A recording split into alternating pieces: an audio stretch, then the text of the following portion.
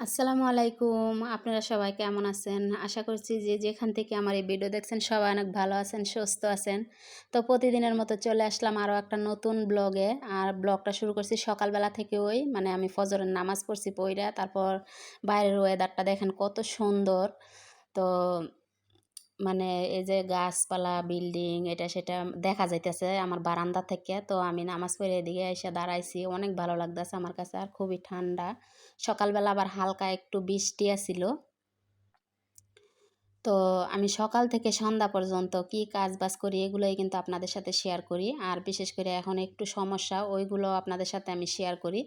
আসলে প্রবাসী স্বামী এমন একটা প্রবাসী স্বামী থাকলে পিস্তলের প্রয়োজন হয় না। প্রবাসী স্বামী নামক পিস্তলটাই সবচেয়ে বেশি যথেষ্ট। তো যাই হোক দেখেন সকালবেলা আমি কি নাস্তা করতেছি, কফি বানাইছি আর এখানে ৩টা বিস্কিট নিছি। আসলে আমি ৩টা বিস্কিট কিন্তু খাইতে পারবো না, মানে ১টা বা ২টা খামু। তো নিয়ে নিলাম এখানে ৩টা, মানে আশা থাকে যে একটু বেশি খামু, শরীর যাতে একটু ভালো থাকে, কিন্তু আসলে খাইতে পারি না। খানার কি জন্য জানি রুচি না। আজকে ১ সপ্তাহ যাবৎ আমার এই সমস্যা হয়ে রইছে। আর বিশেষ কইরা শরীরটাও বেশি একটা সুবিধা না, শরীরটা ভালো লাগে না। তো মানে আজকের ভিডিওটা বানাইতেছি আসলে সকাল থেকে সন্ধ্যা পর্যন্তই আমি ভিডিও বানাই। তো আপনাদের মাঝে আমি ভিডিওটা সন্ধ্যা 8:30 পাবলিক করি। আর বিশেষ করে কালকে আমি এক জায়গায় যামু আমার বান্ধবীর বাসায়। তো বিশেষ করে আমার বান্ধবী বাসায় যামু। তো আমি হচ্ছে গিয়া এই মানে আজকে কাজবাজ সবকিছু গোছগাছ করে এলামু। তো এই যে দেখেন আমার ছেলেরে নাস্তা দিছি। মানে আমি আগে ফজরের নামাজ পইড়া আমার নাস্তাটা বানায় আমি খাইয়া দাইয়া লইছি। তারপর আবার আমার ছেলে উঠছে, মুখ-টুখ ধোয়াইলাম। তো ছেলের জন্য আবার এই নাস্তা, ছেলেরে ডিম ভাইজা দিছি। আর বাচ্চা মানুষ তো কফি কমই দিছি, বেশি দেই নাই। আর ছেলেরে মানে চাপটি রুটি ভাইজা দিছি ২টা তেলের মধ্যে, এটা আরকি। তো আসলে আমি দিনটা কিভাবে পার করি বা কি কাজ-বাজ করি এগুলা কিন্তু আপনাদের সাথে আমি শেয়ার করি। আমার বাচ্চারে নিয়ে কিভাবে আছি, কেমন আছি। তো যাই হোক আসলে মানে আমার সংসারের ভিতরে কিন্তু আমার যত কিছু হইতাছে সবকিছুই আপনারা সবকিছু জানেন।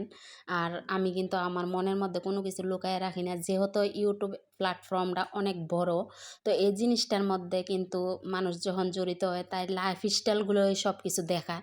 তো আমিও আমার লাইফ স্টাইলগুলোই আমি আপনাদেরকে সব কিছু দেখাই। আমার এখানে কোনো মানে মিথ্যা বা এখানে কোনো লুকোচুরি কোনো কিছু পাইবেন না। সত্য যেটা সেটাই আমি প্রকাশ করি। আর বিশেষ করে আমারে যখন মানুষ কষ্ট দেয় তখন আমি ও কষ্টটা সহ্য করতে পারি না। তো আমি আপনাদের মাঝে শেয়ার করি। আর আপনাদের মাঝে শেয়ার করি। আসলে মন খারাপ থাকলে দেখা যায় একসময় মন খারাপ করে বইসেই থাকমু।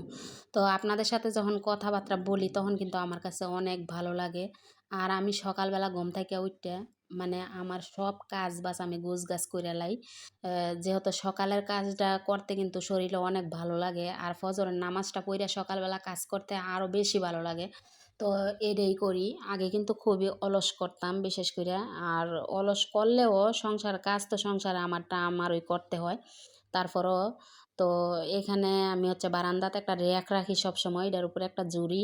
মানে আমি থালা, বাটি যত কিছু আছে আমার সংসারের যাবিতীয় যেটা ধোয়া লাগে আরকি, ওইগুলা ধুইয়া-টুইয়া আমি এখানে র‍্যাকের উপরে আইনা রাখি। তো এই ডিশগুলা আমি হচ্ছে বড়, বড়গুলা এডি কিনছি। তো আমার শোকেসের মধ্যে এটা হয় না। তো এই কারণে এখন আমি ধুইয়া দিলাম। ধুইয়া এটা শুকাইছি।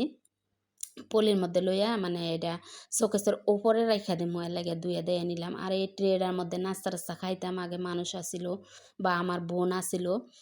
তো ৭-৮ মাস আমার বোনে আছিল। তো ২ বোন আমরা আমার ছেলে আমরা মিলে একসাথে এটার মধ্যে নাস্তা খাইতাম। এইজন্য আরও নিচে নামায় রাখছিলাম। তো বোনটা তো গেলগা আজকে ১ মাসের মতো হইয়া যাবে। আসলে অনেক সময় যখন একা বসি অনেক খারাপ লাগে। আর আমার বোনে থাকতে আমার মন খারাপ থাকলে আমারে জিগাইছে, "তুমি এমন কইরা থাও কে লেগিয়া বা মন খারাপ কে লেগিয়া?"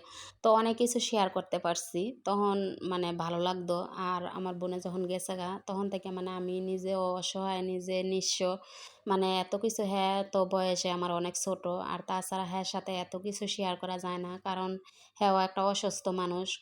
আর বেশি দিনও হয় নাই। ৪-৫ মাসের মতো হইব আমার বোনের যে সিজারটা হইছিল। তো আসলে অসুস্থ মানুষের সাথে কিন্তু বেশি কথা শেয়ার করা যায় না। আর বেশি কথা শেয়ার করলে আসলে তাদের কাছে আরও মানে ক্লান্তি বুক লাগে বেশি। তো এইজন্য এত কিছু আমি শেয়ার করি না। আমার যে সংসারের মধ্যে এত ঝামেলা, এত সমস্যা, আমি কিভাবে চলতাছি বা কি আমি করতাছি, কি খাইতেছি, আমি কিছুই তাদের সাথে বলি না। কারণ যেহেতু এরা দুজনেই আমার ছোট, তো আমি আমার সংসার নিয়ে আমি যেভাবে কাটাইতেছি বা ব্যস্ততা থাকি, এভাবেই আমি আপনাদের সাথে ভিডিও শেয়ার করি। আর বোনে ফোন দিলে ভালো-মন্দ জিগায়, কথাবার্তা বলি। এমনি আমার এইসব সমস্যাগুলা আমি তাদের সাথে শেয়ার করি না। যেহেতু তারা আমার ছোট, এই কারণে আর আমি শেয়ার করি না। আর যেহেতু অসুস্থ মানুষ, তো যাই হোক মোটামুটি আছি আল্লাহর রহমতে। আল্লাহ রাখছে কোনোরকম। তো আ যদি আজকে দেখেন একটা মানুষের উপরে একটা মানুষের চাহিদা থাহে বা মায়া মমতা থাহে, এই মানুষটা কিন্তু ফোন যোগাযোগ কালেকশনটা থাহা লাগে। আর ফোন যোগাযোগ কালেকশনটা যদি না থাহে, তাইলে কিন্তু মানে সবচেয়ে বেশি কষ্ট লাগে। আর বিশেষ করে যখন আপনি একটা জিনিস টেনশন করতে, করতে যখন অসুস্থ হইয়া পড়েন, তখন মানে শরীরের মধ্যে অনেক রোগ দেখা দিব বা অনেক রোগে ধইরা যাইব। তখন আপনি সুস্থ হইতে অনেক সময় লাগবে। আর বিশেষ করে অনেক মানুষ সুস্থ হইতেও পারে না। আর সুখে পড়লে মানুষ কিন্তু বেশিদিন বাঁচে না। এটা হচ্ছে সবচেয়ে বড় কথা। আর রোগে পইড়া একটা মানুষ মরাই একটা, আর জিন্দা লাশ কইরা মারাওই কিন্তু একটা। খুব খারাপ লাগে যে এই জিন্দা লাশটা যে হইয়া রইছি। আর তাজা মানুষটারে যেভাবে কষ্ট দিতেছে, এই জিনিসটা আরো বেশি কষ্ট হয়। ফোন যোগাযোগ জিনিসটা বন্ধ থাকলে বা সবকিছু যদি বন্ধ থাকে, একটা মানুষের যদি খোঁজ খবর এটা সেটা কোনো কিছু যদি না রাখে, মানে আপনারা জানেন আর কতই বা বলবো, যে বাপ মা ভাই কেউ নাই, কিভাবে সংসার চলে, কিভাবে সংসার চালায় বা কিভাবে খাই দেয়, কিভাবে বাজার হাট করি, কি করি না করি, এগুলা যদি মানে তার মাথার মধ্যে না থাকে বা আমি কি আছি না নাই, এই জিনিসটা যদি মাথার মধ্যে না থাকে খুব খারাপ লাগে। তো না রাখলে না রাখুক, সমস্যা নাই। তো আছি আপনাদের দোয়ায় ভালোবাসায় আলহামদুলিল্লাহ, আল্লাহ যেভাবে চালায়। কারণ যে মানুষটা আপনার মনের কোনো কিছু জানতে চায় না, তারা না জানানো বেটার। নিজে নিজে মানে মেনটেন করে আনি, তাহলে এটা আরও বেশি ভালো হয়। তো আমি এরকমই আরও বেশি, যত পাহাড় সমান কষ্ট আমারে দিতেছে, তো এগুলো আমি নিজে নিজে মেনটেন করি, নিজে নিজে মানে বুকের ভিতরে সামলায় নিতেছি। তো আমার কিন্তু প্রচুর পরিমাণে বুক ব্যথা করে, মাথা ব্যথা করে। আজকে কয়দিন যাবত আমার এই সমস্যা দেখা দাঁড়াইছে। তো হার্টের সমস্যা যাদের আছে তারা কিন্তু ঠিকই বুঝবেন। আর যাদের যার যেই সমস্যা হ্যাঁ কিন্তু এটা বুঝবেন।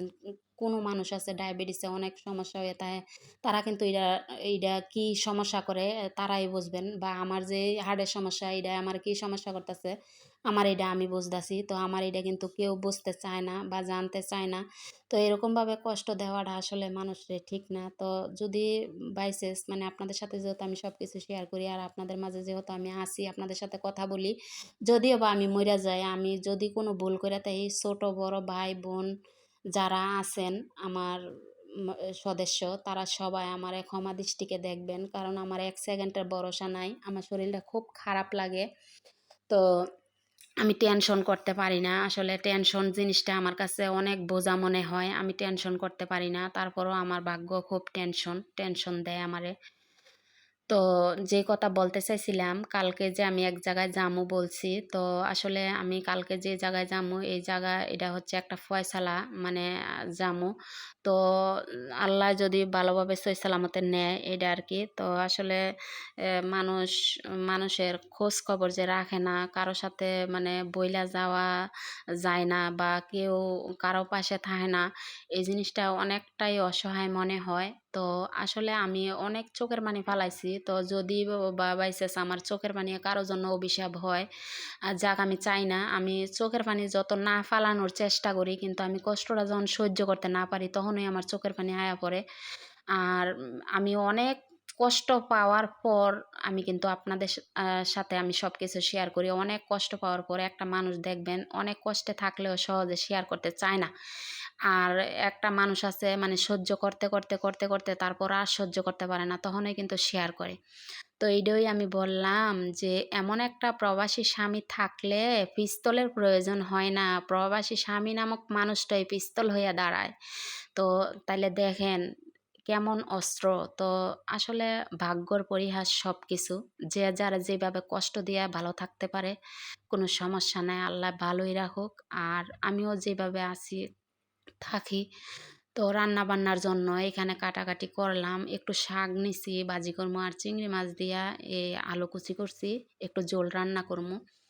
তো মানে এত বেশিও রান্না করা লাগে না, হালকা পাতলা ছোট ছোট করে রান্না করি, কারণ যেহেতু আমার ছোট বাচ্চা আর আমি একজন মানুষই, তো এই কারণে আরও এভাবে। তো আসলে সংসারটা আমার ছোট হোক আর বড় হোক, কিন্তু খাবার দাবারের যা জিনিস লাগে বা আমার অনেক কিছুই লাগে, একটা মানুষের খরচ কি না লাগে? দুইটা তিনটা মানুষের খরচ যেরকম, একটা দুইটা মানুষের খরচও এরকমই। তো এই জিনিসটাও যদি মানুষের মাথায় না থাকে, এটা আর বোঝানোর। তো রান্না বান্না খাওয়া দাওয়া শেষ, মানে 4টা বাজে ছেলেরা প্রাইভেটও নিয়ে দিমু, তারপর প্রাইভেট শেষ কইরা বাসায় আইব। তো যাই হোক, ছেলেরা প্রাইভেটও দিয়ে দিলাম। আর আমি কিন্তু সকাল থেকে সন্ধ্যা পর্যন্ত টুকিটাকি একটু একটু একটু একটু করে তিলে তিলে আমি এই ভিডিওটারে বানাই। তো সারাদিন তো আর ভিডিও বানাই না, 12 মিনিটের ভিডিও বানাইছি, তোমাদের সাথে শেয়ার করলাম 12 মিনিট। আর বাকি সময়গুলো তো আমার কাজে কর্মই আমি করি, আমার মতো আমি ব্যস্ততা থাকি। তো এই ইউটিউবের মধ্যে আসছি, আমি নতুন, আমার কে কয়টা লাইক দিল, কে কয়টা শেয়ার দিল, কে কয়টা সাবস্ক্রাইব করলো, সেটা মানে আমি যেহেতু ভিডিও বানায় ছাড়তাছি, যার ভালো লাগে সে সাবস্ক্রাইব করব, লাইক দিব। আর এইটা তো হিসাব করে লাভ নাই, ঠিক না? তো সবার মাথায় এই জিনিসটা রাখতে হইব। পুরাতন যারা একটা ভিডিও ছাড়লে লাখে লাখে মানুষও দেখে, হাজার হাজার মানুষও দেখে, আর যারা নতুন তারা 1000 সাবস্ক্রাইবার করতে অনেক কষ্ট হয়, বা লাইক শেয়ার কমেন্ট পাইতে অনেক কষ্ট হয়। তো নতুন যারা, তাদেরকে কি সবাই চিনে? চিনে না।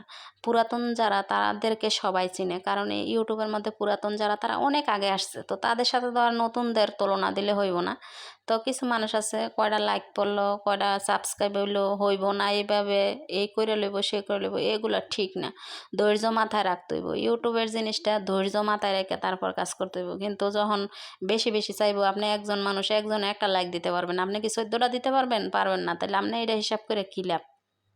লাভ নাই। ধৈর্য মাথায় নিয়ে কাজ করবেন, তাইলে আল্লাহ একদিন সফল করব। তো মানুষের প্রতি মানুষে হিংসা করেন ঠিক না, হিংসা হইছে পতনের মূল। সবার জন্য সবার মায়া মমতা ভালোবাসা থাকার দরকার, কারণ ভাই বোন বাবা মা ছেলে মেয়ে সবারই আছে। তো আসলে আর বেশি কথা বলতে চাই না, সবাই